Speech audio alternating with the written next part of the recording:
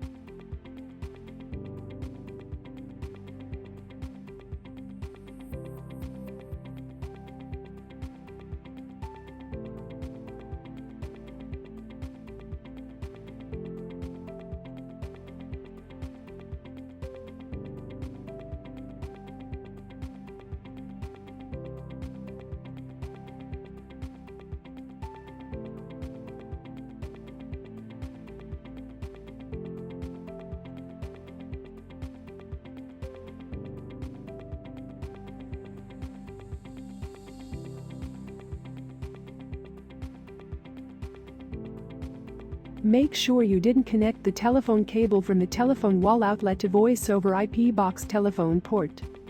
Doing so will not damage the device, but it will affect the call function and becomes unusable. For example, you might experience no dial tone, the handset shows line in use with a busy tone. If this situation persists, contact your Voice over IP box service provider for further support.